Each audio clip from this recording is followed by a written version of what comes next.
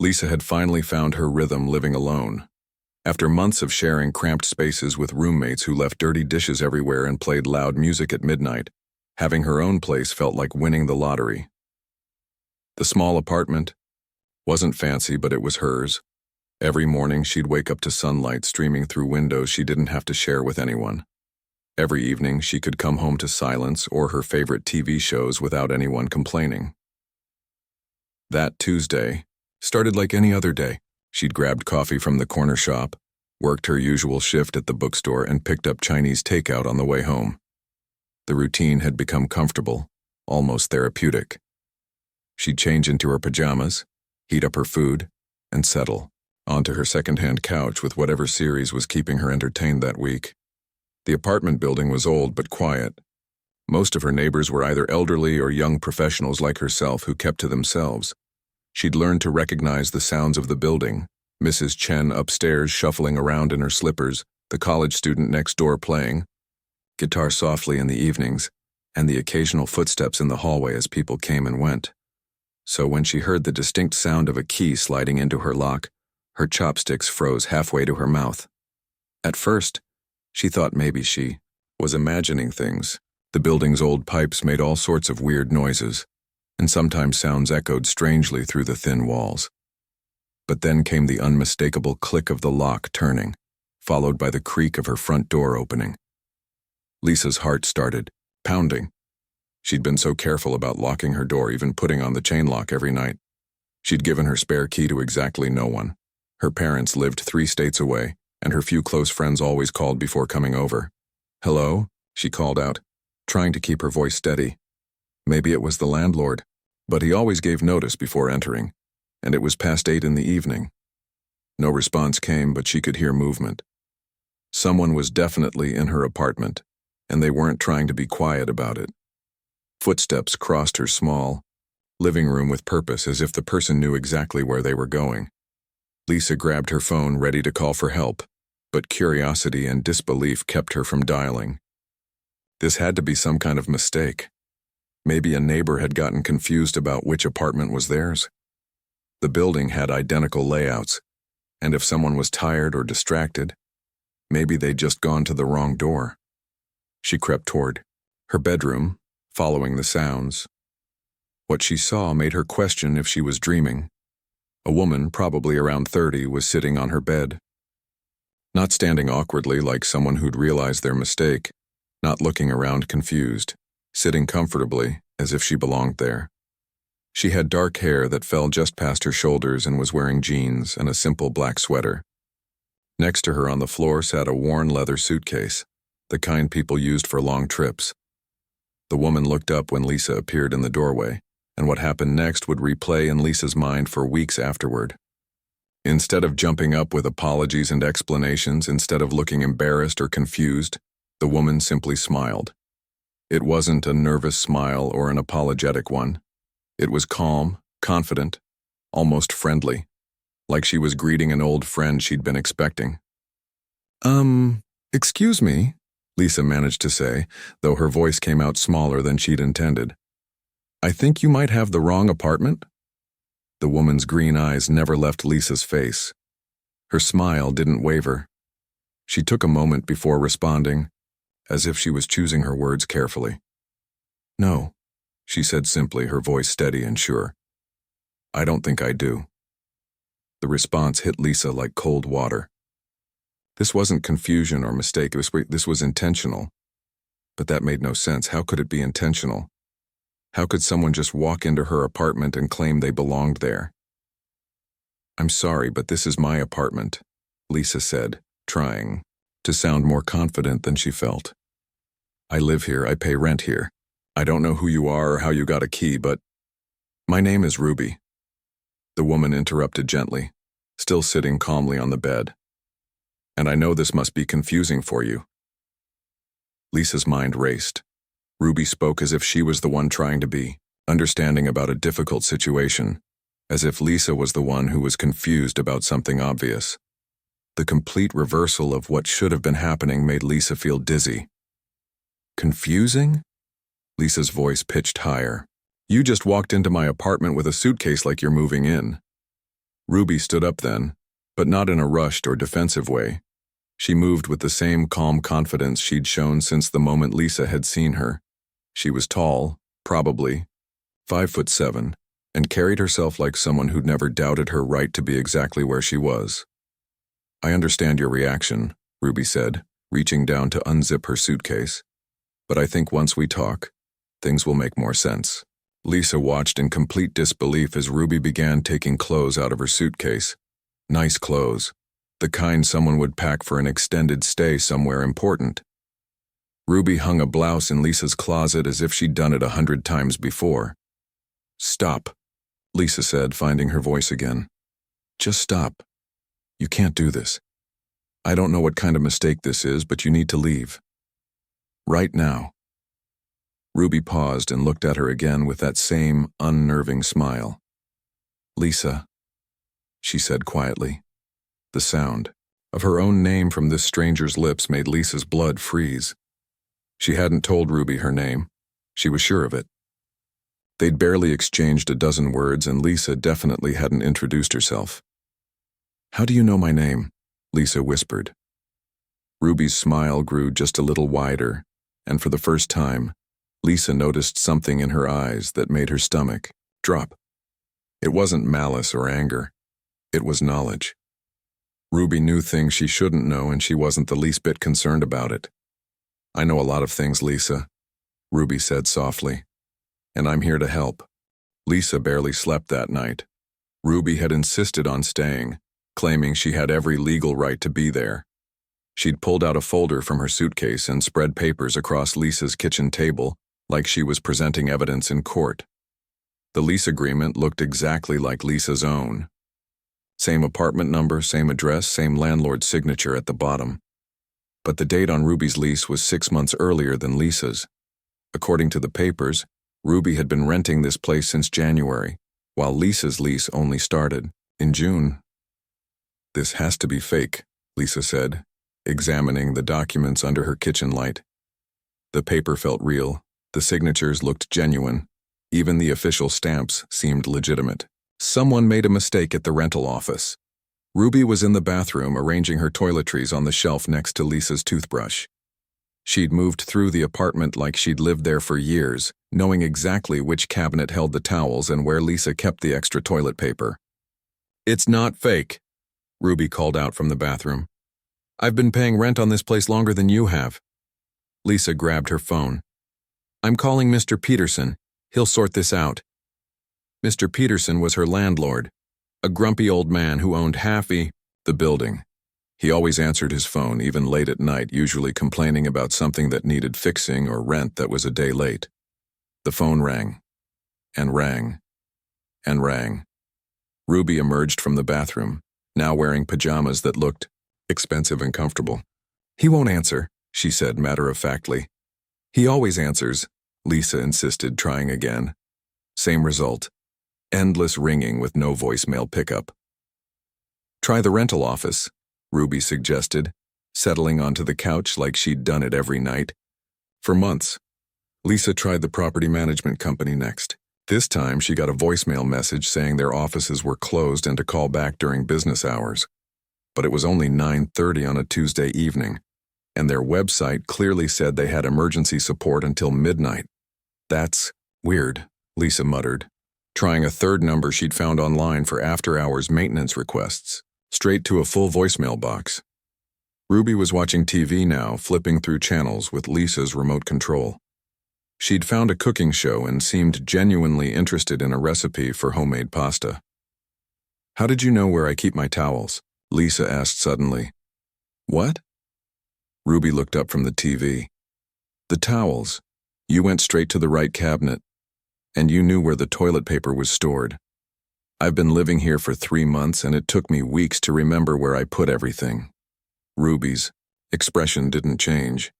Lucky guess? But it hadn't looked like guessing. It had looked like muscle memory, like someone who'd opened those cabinets hundreds of times before. Lisa tried calling her best friend Jenny, hoping for advice or at least someone to confirm she wasn't losing her mind. Jenny's phone went straight to voicemail too, which was unusual since she always kept her phone on for work calls. The universe seems to be conspiring against you tonight, Ruby said with that same calm smile. Or someone is, Lisa replied, staring at her phone. Ruby stood up and walked to the kitchen, opening the refrigerator like she knew exactly what she'd find inside. She pulled out ingredients, eggs, cheese, some leftover vegetables, and started cooking. What are you doing? Lisa asked. Making us dinner. You barely touched your Chinese food and I'm hungry. Ruby cracked eggs into a pan with practiced ease. I make great omelets. Lisa watched in amazement as Ruby moved around her kitchen with complete familiarity. She knew which pan worked best, where Lisa kept the salt. Even that the back burner, heated unevenly and should be avoided. Ruby, Lisa said slowly. How long have you really been watching this apartment? Ruby paused, spatula in hand. For the first time since she'd arrived, her confident expression flickered slightly. I haven't been watching the apartment, Lisa, she said quietly. I've been watching you. The next few days passed like a strange dream Lisa couldn't wake up from. Ruby had settled into the apartment as if she'd always lived there, and somehow, impossibly, Lisa found herself adapting to having a roommate she'd never agreed to live with. Ruby knew Lisa's morning routine perfectly. She'd have coffee ready exactly when Lisa stumbled out of bed, made just the way Lisa liked it. Strong, with a splash of vanilla creamer. When Lisa mentioned she was out of her favorite yogurt, Ruby somehow returned from the store with the exact brand and flavor, along with the specific type of granola Lisa always mixed in. How did you know I liked the strawberry kind? Lisa asked, staring at the yogurt container. You mentioned it, Ruby said simply, but Lisa was certain she hadn't. She'd been keeping track of their conversations, trying to figure out how Ruby seemed to know so much about her preferences and habits. The most disturbing discovery came on Thursday morning. Lisa had been looking for her phone charger when she noticed Ruby's suitcase was slightly open. Inside, she could see the corner of what looked like photographs. While Ruby was in the shower, Lisa couldn't resist taking a closer look. What she found made her hands shake. There were dozens of photos, all of her. Lisa at the coffee shop, ordering her usual morning latte. Lisa at work, shelving books and helping customers. Lisa at the grocery store, comparing prices on cereal boxes. Lisa walking home from work, completely unaware someone was photographing her from across the street. Some photos were clearly taken from outside her apartment building. She could see herself in her kitchen window, cooking dinner or washing dishes. In one particularly disturbing image, she was visible through her bedroom window getting ready for bed. The photos were organized by date, going back months. Long before Ruby had supposedly arrived, someone had been documenting Lisa's daily life in careful detail. Lisa heard the shower turn off and quickly closed the suitcase, her heart pounding. When Ruby emerged from the bathroom, towel drying her hair, Lisa tried to act normal. I need to ask you something, Lisa said, trying to keep her voice steady. Of course, Ruby replied, sitting on the bed to put on her shoes. How long have you been watching me? Ruby's hands stilled on her shoelaces. She looked up at Lisa with those piercing green eyes, and for a long moment, neither of them spoke. I found the photos, Lisa continued. Pictures of me at work, at the store, in my apartment. Some of them are from months ago. Ruby finished tying her shoes and stood up slowly. She walked to the window and looked out at the street below, her back to Lisa. I've been keeping an eye on you since March, she said finally. Maybe a little before that. Why? Lisa's voice came out as barely a whisper. Ruby turned around, and her expression was different now. The constant confidence was still there, but underneath it, Lisa could see something else. Concern, maybe even fear. Because someone needed to, Ruby said. Because you were in danger, and you didn't even know it. Lisa felt the room spin slightly. What kind of danger? Ruby walked to her suitcase and pulled out a manila folder Lisa hadn't noticed before. She opened it on the bed, revealing more photographs. But these weren't of Lisa. These were of a man Lisa recognized immediately. Her ex-boyfriend Derek, the one she'd broken up with 4 months ago after he'd become increasingly possessive and angry. The photos showed Derek outside Lisa's building at various times, always late at night or early in the morning. In some, pictures. He was looking up at her windows. In others, he appeared to be testing the building's door handles or examining the lock on the front entrance. "He's been coming here regularly since your breakup," Ruby said quietly. "Usually between midnight and 3 in the morning. He sits in his car across the street for hours just watching your windows. Last week he tried to get the building superintendent to let him in, claiming he'd lost his key." Lisa stared at the photos, feeling sick. She'd had no idea. Derek had seemed angry when she'd ended things, but she'd thought he'd moved on. They'd dated for only a few months, and she'd assumed he'd accepted that it was over. "How do you know all this?" Lisa asked. Ruby's smile returned, but it was different now. Sadder, more complicated.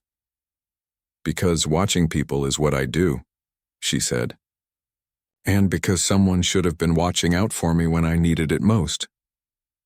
Lisa spent the weekend researching Ruby online, using every search engine and social media platform she could think of. What she found made her question everything she thought she knew about her mysterious roommate. Ruby Chen wasn't just someone who happened to be good at watching people. She was a former private investigator who'd worked for some of the biggest security firms in the city. Her LinkedIn profile showed an impressive career helping corporations investigate fraud and protecting executives from threats. But 3 years ago, all her professional activity had suddenly stopped.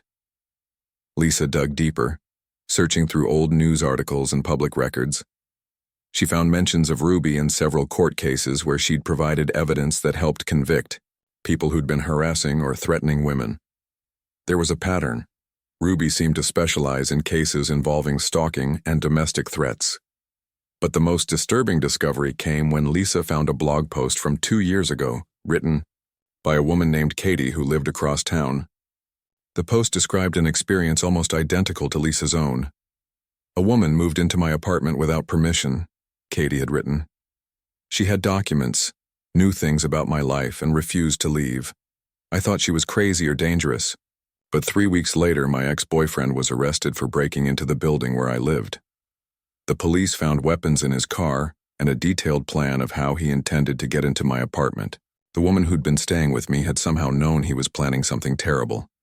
She disappeared the day after his arrest, and I never saw her again."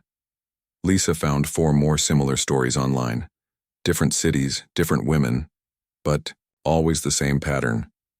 Ruby would appear in someone's life without warning, stay for a few weeks or months, and disappear just as suddenly, always right after some kind of threat against the woman had been resolved.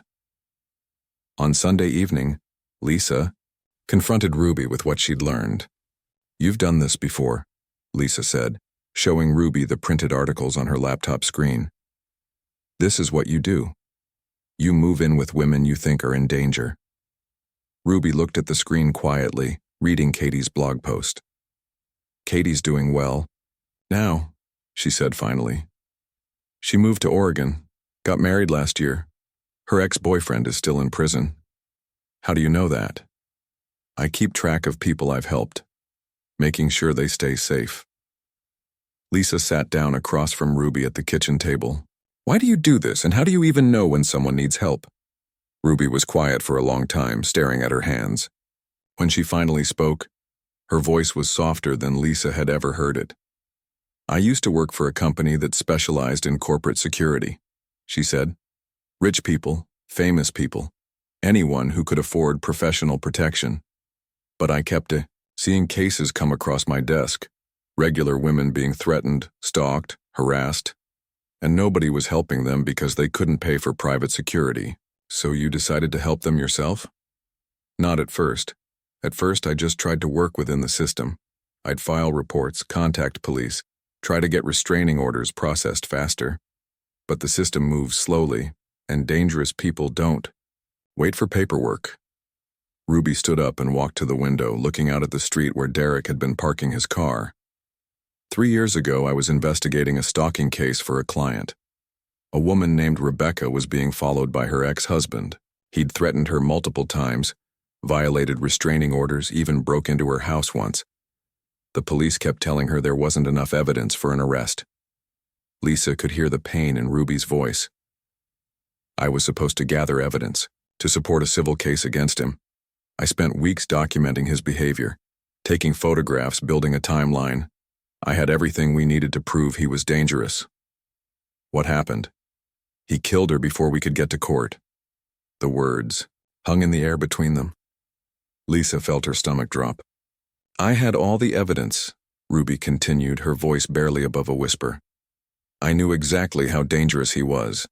I could have done something to stop him, but I was too focused on following proper procedures. Rebecca died because I was more concerned about doing things the right way than doing things the right time. Lisa understood now. So you decided to stop waiting for the system. I developed my own network of contacts, people who work in rental offices, building management companies, even some police officers who share information when they're worried about someone. When I identify a woman who might be in danger, I find a way to position myself as protection. Even if it means breaking into their apartments and scaring them. Ruby's smile returned, though it was sadder than usual. I know my methods aren't conventional. I know I frighten people at first, but I'd rather have someone be temporarily afraid of me than permanently hurt by someone else. Just then they heard footsteps in the hallway outside Lisa's door. Heavy, deliberate footsteps that stopped right outside her apartment. Ruby immediately moved away from the window and motioned for Lisa to be quiet. They heard the sound of someone testing the door handle, trying to turn it slowly. Derek, Ruby whispered. The handle stopped moving, but they could hear breathing on the other side of the door. Someone was standing right outside, listening. Then came a soft scratching sound, like someone was trying to insert something into the lock. Ruby moved quickly but silently to her suitcase and pulled out her phone. She typed something rapidly and showed the screen to Lisa. Police are already on their way. I called them an hour ago when I saw his car pull up. The scratching continued for another minute, then stopped. They heard footsteps moving away from the door. Ruby went to the window and looked down at the street. He's going back to his car. He'll wait there for a while, probably hoping you'll come outside. How did you know he was coming tonight? He's been building up to this for weeks. The frequency of his visits has been increasing, and last night he bought lock-picking tools online. People like Derek follow predictable patterns when they're planning to escalate. 10 minutes later, they heard sirens in the distance. By Monday morning, Derek was in jail. The police had caught him with lock-picking tools, detailed floor plans of Lisa's building that he'd somehow obtained, and a notebook filled with angry writings about Lisa and their relationship. When they searched his apartment, they found even more disturbing evidence. Photos of Lisa's daily routine, her work schedule, and what appeared to be a plan for getting her alone. Ruby packed her belongings with the same methodical precision she'd used when she'd first unpacked them. Lisa watched from the doorway, feeling strangely sad about her leaving. The charges against Derek should stick, Ruby said, folding her clothes carefully. Breaking and entering, stalking, violation of a restraining order. Even if he gets bail, he'll have to stay away from you. How do you know there was a restraining order? I never filed one. Ruby looked up from her suitcase. I filed it for you last week. I had enough evidence from his behavior patterns, and I know a lawyer who specializes in these cases. She worked pro bono. Lisa shook her head in amazement. You really think of everything, don't you? I try to. Ruby zipped up her suitcase and stood. You'll be safe now, Lisa. Derek won't bother you again. Men like him are cowards. Once they face real consequences, they usually move on to easier targets. Where will you go now? Ruby smiled, and for the first time since Lisa had met her, it looked completely genuine and unguarded. There's a woman in Portland who's been getting strange messages from her ex-boyfriend, and another one in Seattle whose neighbor has been leaving gifts outside her door even after she asked him to stop. You have a whole list, don't you? Unfortunately, yes. There are always more women who need help than I can possibly reach. Ruby walked to the door, then paused and turned back. Lisa, I want you to know something. You're stronger than you think you are. You handled this whole situation better than most people would have. I was terrified the entire time. Being scared doesn't make you weak. Being scared and still standing up for yourself, still asking questions, still fighting back, That's what makes you strong. Ruby reached into her jacket pocket and pulled out a business card. This is for a security company run by women, for women. If you ever feel unsafe again, call them. They're legitimate, licensed, and they won't move into your apartment without permission. Lisa took the card, laughing despite everything. That's probably a good thing. Probably. Ruby opened the door, then looked back one more time. Trust your instincts, Lisa. If something feels wrong, it usually is. And don't let anyone make you think you're being paranoid for wanting to feel safe. After Ruby left, Lisa's apartment felt strangely empty. She'd gotten used to sharing the space even under such bizarre circumstances. But there was something else too. She felt more confident than she had in months. Ruby was right. She had handled the situation well. She'd asked the right questions, investigated when things didn't make sense, and trusted her gut even when everything seemed impossible. Over the next few weeks, Lisa occasionally thought she saw a familiar figure in her peripheral vision. Woman with dark hair at the coffee shop, someone who looked like Ruby in the crowd at the grocery store. She was never quite sure if it was really her or just her imagination, but somehow, it didn't matter. Whether Ruby was still watching over her or had moved on to help someone else, Lisa felt protected. She'd learned that sometimes help comes from the most unexpected places, and that being safe isn't always about following the rules or waiting for official systems to work. She'd also learned that she was capable of handling more than she'd ever imagined. And maybe, just maybe, that was the most important lesson Ruby had come to teach her.